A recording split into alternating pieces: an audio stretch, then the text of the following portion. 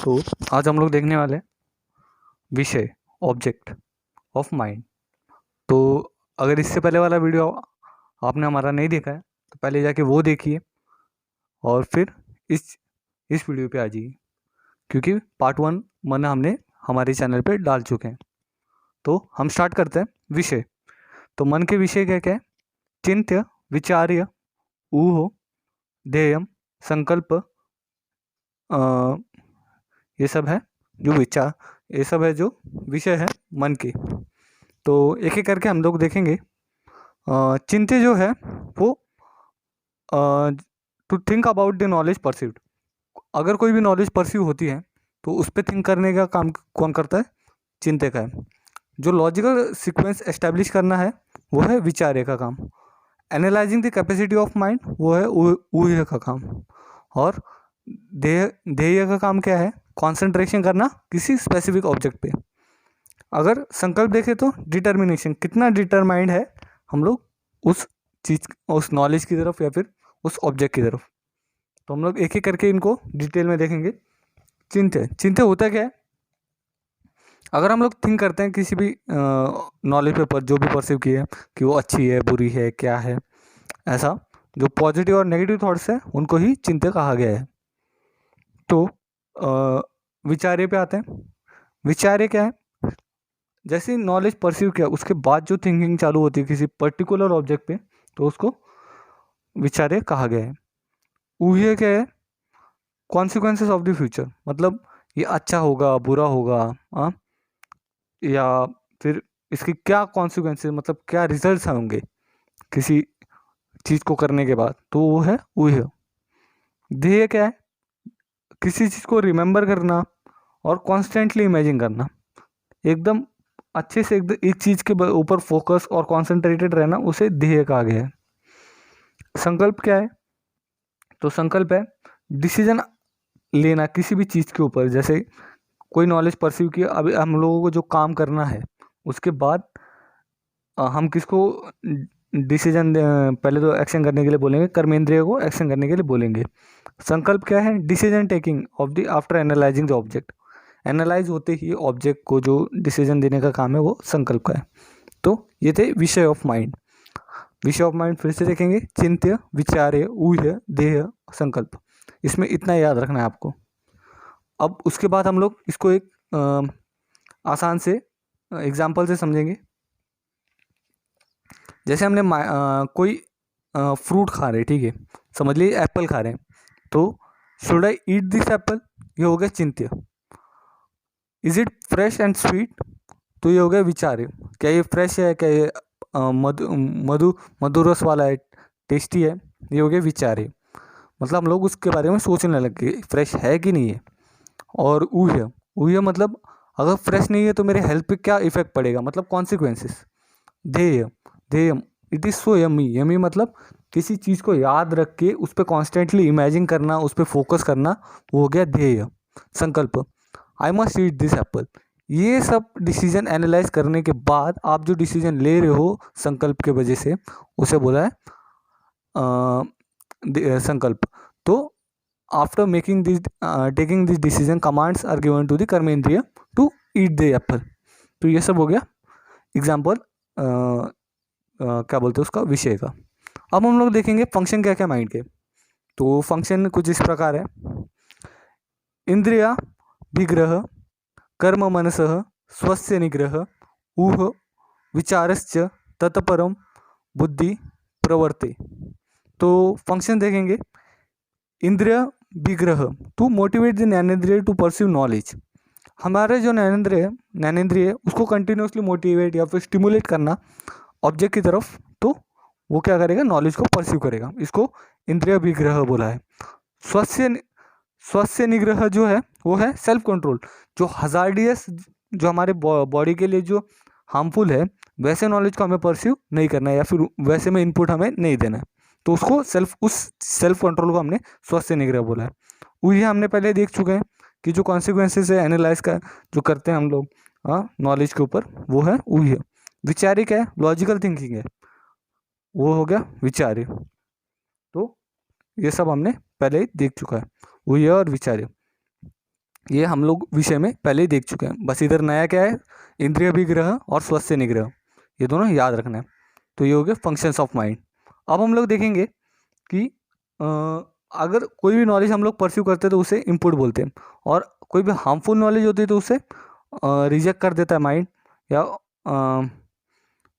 Beneficial inputs को accept करता है मोटर ऑर्गन्स, हमारा कर्मेंद्रिय, एंड ऑर्डर अकॉर्डिंगली। तो जो हमारी बुद्धि है वो इन सबको इनपुट्स को एनालाइज करती है।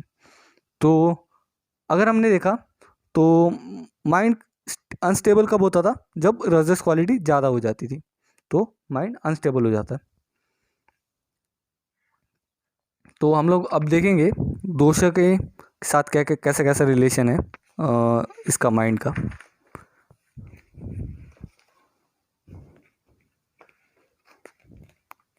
दोषों के साथ रिलेशन देखेंगे। सबसे पहले प्राणवायु के साथ, तो कुछ इस प्रकार है। उर कंठ चरो बुद्धि हृदय इंद्रिय चित्त घ्रुक।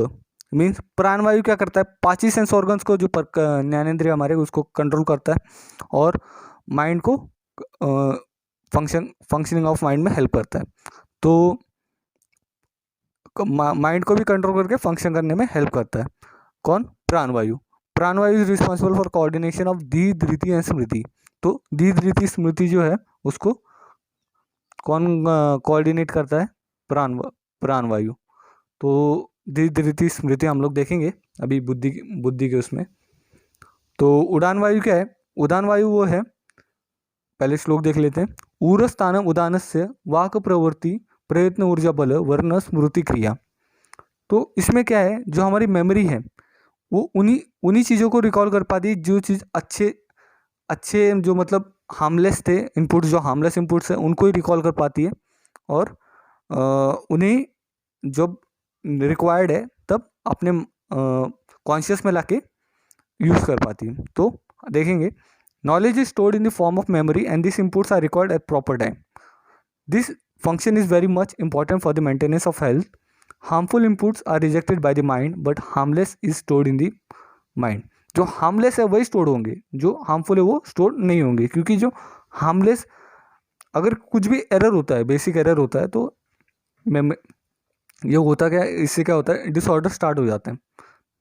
इसलिए हम लोग सिर्फ हार्मफुल इम्पैक्ट जो है, इनपुट्स जो है वो रिजेक्ट करते हैं, और हार्मलेस इनपुट जो है वो स्टोर करते हैं। तो साधक पित्त भी एक और इन्वॉल्व है। साधक पित्त क्या है, हार्ट क्या है उसका साइट है साधक पित्त का।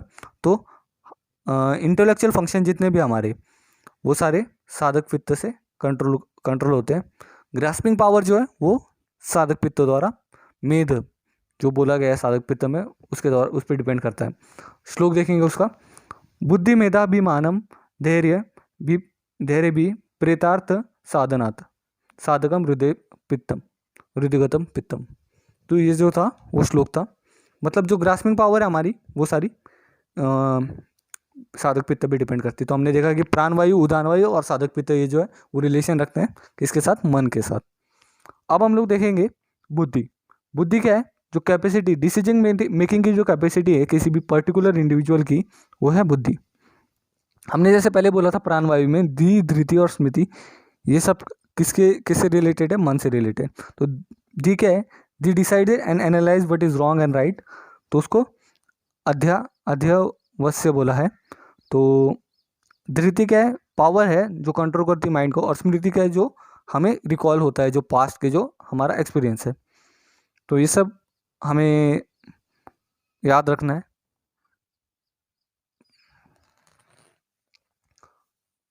तो हम लोग देखेंगे, आगे देखते हैं।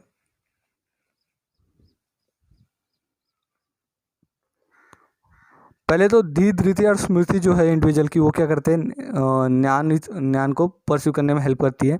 कैसे, परस्यू, रिकॉल और एनालाइज करने में हेल्प करती है। तो मॉडर्न के हिसाब से knowledge obtained by the sensory organ is called inputs. Modern के हिसाब से जो भी सेंसरी ऑर्गन्स में जो नॉलेज आता है उसे इनपुट बोला गया। हार्मफुल इनपुट हमने बोला रिजेक्ट हो जाते हैं, और जो हार्मलेस है वही स्टोर रहते हैं। तो आगे देखेंगे हम लोग, ज्ञानेंद्रिय जो है, श्रोत्र, चक्षु, जितने भी हमारे सेंस ऑर्गन्स है, वो क्या करते हैं, जो हमारे ऑब्जेक्ट है अर्थ, उनके साथ मिल के नॉलेज का परसिवेंस करते हैं और रिकॉल होती है स्मृति के द्वारा। स्मृति के द्वारा रिकॉल होते ही बुद्धि से एनालाइज होता है। जो बुद्धि है, डिसीजन मेकिंग जो कैपेसिटी है, उससे एनालाइज होगा। एनालाइज होते ही हमारे कन्वे होगा हमारे आत्मा को, जो सोल है हमारा वो क्या करेगा, सोल को कन्वे हो जाएगा माइंड से। तो जैसे सोल को कन्वे होगा नॉलेज, वैसे ही कमांड दिया जाएगा कर्मेंद्रिय को, जो हमारे मोटर ऑर्गन्स है, उन्हें एक्शन करने के लिए। अब बुद्धि क्या है? बुद्धि डिजीज़ का भी कॉज है। अगर बुद्धि ऐसी चीज़ के ऊपर अट्रैक्ट हो जाती है जो हार्मफुल है बॉडी के लिए, या फिर जो ऐसी नॉलेज परसीव करती है जो हार्मफुल है, तो हमें डिजीज़ होंगे। इसने जो हार्मफुल ऑब्जेक्ट के ऊपर जो इंक्लिनेशन है, मतलब हार्मफुल ऑब्जेक्ट की तरफ जो झुकाव है बुद्धि का, अपना बुद्धि का बोल रहा हूँ, मन का, वो उसे प्रज्ञापराध ऐसा बोला गया है। तो कॉन्जुगेशन ऑफ ज्ञानेंद्रिय एंड कर्मेंद्रिय with harmful object is known as अस्मातेंद्रिय अर्थात संयोग। तो ज्ञानेंद्रिय और कर्मेंद्रिय का जो हार्मफुल ऑब्जेक्ट के साथ सहयोग है उसे अस्मेंद्रिय अर्थ संयोग बोला गया है। और जो झुकाव है हार्मफुल ऑब्जेक्ट की तरफ माइंड का, उसे प्रज्ञापराध बोला गया है। तो प्रज्ञापराध ही अस्मेंद्रिय अर्थ संयोग करता है, क्योंकि ज्ञानेंद्रिय को कंट्रोल देगा। ज्ञानेंद्रिय ऑब्जेक्ट से जुड़ेंगे, ऑब्जेक्ट जुड़ के फिर कर्मेंद्रिय को बोलेंगी, तभी अस्मात इंद्रिय अर्थ संयोग होगा। और फिर शरीर और मानस व्याधि होगी। शरीर और मानस व्याधि मतलब जो फिजिकल और साइकोलॉजिकल डिसऑर्डर, साइटोसोमेटिकल डिसऑर्डर्स होंगे। तो यही सब था। और अभी हम लोग देखेंगे कि टाइप ऑफ मेंटल फिटनेस कैसे, मतलब क्या क्या होती है, टाइप्स ऑफ क्या, कौन सी टाइप्स ऑफ मेंटल फिटनेस होती है। तो प्रवर मतलब सबसे उत्तम सत्व जो है वो गुड मेंटल फिटनेस है। Patient with good mental fitness tolerate करता है, पेन्स को टॉलरेट कर सकता है, मेडिसिन को अच्छे से properly time to time follow करता है डॉक्टर को। और मध्यम सत्व जो है वो मॉडरेट, जो उनको क्या होता है, फ्रेंड्स की ज़रूरत होती है और रिलेटिव्स की बहुत ज़्यादा मतलब सपोर्ट चाहिए होता है, तभी वो लोग कुछ चीज़ को फॉलो करते हैं डॉक्टर की। मतलब कोई उनका दोस्त बोलेगा जाओ ये करो, ये आपके लिए सही है, तो ही वो करेगा। और जो अवर सत्व है वो मतलब हीन जो सत्व है उसमें क्या है, पुअर मेंटल फिटनेस है। मतलब जो ऐसे लोग क्या करते हैं जो डॉक्टर की सुनते तक नहीं है, या फिर जो मेडिकेशन है वो प्रॉपरली फॉलो नहीं करते। अब हम लोग देखेंगे फिजिकल इंपॉर्टेंस क्या क्या माइंड का। Mind and body are interdependent, ठीक है। और सत्व रजस तमस क्या है, ये जो गुण है, और पित्त वात एंड कफ, ये सारे रिलेटेड हैं। त्रिदोषा त्रिगुण पे, ये जैसे हमने पहले बता दिया था आपके पहली वीडियो में, इन दोनों का संबंध बता दिया हमने। वृद्धि और क्षय ऑफ त्रिदोषा अफेक्ट करती है जो त्रिगुण है हमारे, जैसे सत्व रज और तमस। Therefore health and body of the mind must be maintain and proper food and exercise. तो अच्छे से अगर जो फूड एक्सरसाइज जो अष्टांग योग को फॉलो करता है, उसका माइंड हमेशा कॉन्सेंट्रेटेड रहता है अच्छे ऑब्जेक्ट्स की तरफ, और उससे क्या होता है, अच्छी हेल्थ बनी रहती है। अब हम लोग कुछ जो चीज़ याद रखनी है वो देखेंगे। निरुक्ति ऑफ मनस याद रखनी है हमें, डेफिनेशन भी याद रखिए। और जो सिनोनिम्स है सत्व, तेजस, आतेंद्रिय, उभयात्मक और पंचमहाभूतिक है स्वरूप। लोकेशन क्या क्या, हार्ट है, एंटायर बॉडी और ब्रेन है। हार्ट किसने बोला था? हार्ट बोला था हमारा आई थिंक सो, हार्ट तो चरक ने बोला था शायद, देखेंगे हम हार्ट किसने बोला था। हार्ट बोला था चरक ने, सही है। और बेल संहिता ने शीर बोला था, और चक्रपाणी ने बोला था कि पूरा बॉडी है। तो लोकेशन हमें याद रखना है, स्वरूप हमें याद रखना है, सिनोनिम याद रखना है, गुण याद रखना है। अनुकत्व, एकत्व, सत्व, रजस ये है, रजस और तमस ये है दोष है, और सत्व ये गुण है माइंड का। तो सब्जेक्ट मतलब विषय क्या क्या है, चिंत्य, विचार्य, ऊह्य, ध्येय, संकल्प, ये आज पढ़ा हमने, याद रखने। और फंक्शन क्या क्या है, इंद्रिय विग्रह, स्वस्थ निग्रह, ऊह्य, विचार्य सेम है, और आपको याद क्या रखना है फंक्शन में एक्स्ट्रा, इंद्रिय विग्रह और स्वस्थ निग्रह। आत्मद्रव्य संग्रह क्या है, मैन, सब्जेक्ट्स ऑफ माइंड और बुद्धि का एंड आत्मा का, ये सबका एक ग्रुप है। तो इतना ही सारा याद रखना है आपको। मन का टॉपिक बहुत ही ज़्यादा इंपॉर्टेंट है। सो गाइस प्लीज़ स्किप मत कीजिए, वीडियो एंड तक देखिए। और अगर इससे पहले वाला वीडियो नहीं देखा तो पहले वो देखिए और फिर इस वीडियो को देखिए। अगर हमारा वीडियो आपको अच्छा लगा है तो प्लीज़ लाइक कीजिए, कमेंट कीजिए, शेयर कीजिए। Thank you.